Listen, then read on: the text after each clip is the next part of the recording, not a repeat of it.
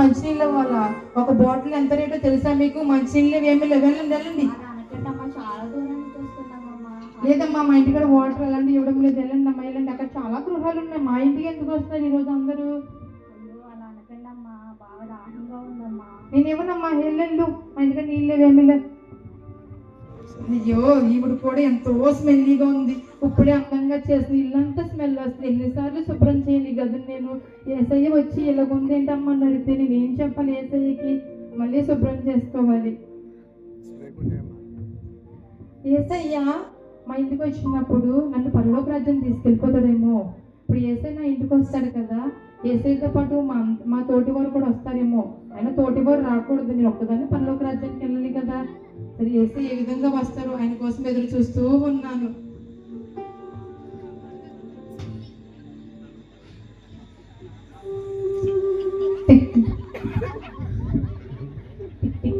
ఎవరమ్మా?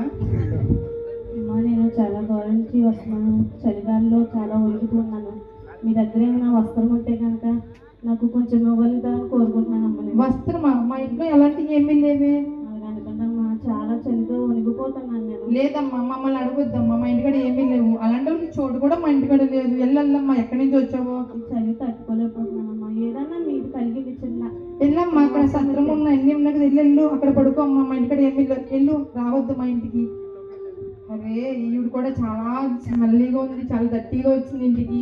అందరూ దట్టిగా మా ఇంటికి వస్తే ఎన్నిసార్లు నేను గృహాన్ని క్లీన్ చేయాలి? మళ్ళీ నేను క్లీన్ చేస్తూ ఉండాలి. ఏసయ్యండి, ఇంత టైం అయింది, ఇంకా రాలేదు మా గృహానికి వస్తానని చెప్పి చాలా టైం అయింది. అక్కడ సీఎన్ అభిషేక్ మందిరంలో మనకి క్రిస్మస్ సెలబ్రేషన్ స్టార్ట్ అయిపోయింది, ఏసై రాలేదు. నేను ఎలాగ ఇన్విటేషన్ చేయలేదు ఏసైని, ఎప్పుడు వస్తారో నాకు తెలియడం లేదు.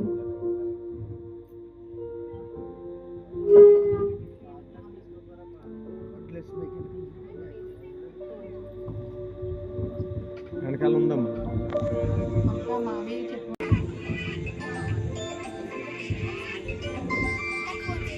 ఏసై ఫోన్ చేశారు. హలో ఏసయ్యా, ఈరోజు మా గృహానికి వస్తానని చెప్పావు కదయ్యా, నీకోసం ఎదురు చూస్తున్నానయ్యా. ఏసయ్యా, ఎప్పుడు ఏసయ్యా? నీకోసం మార్నింగ్ నుంచి నేను గుమ్మం దగ్గర ఎదురు చూస్తున్నాను ఏసయ్యా.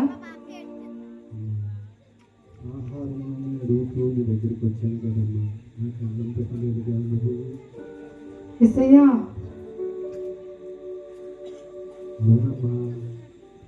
నేనే వచ్చింది మీ గృహానికి.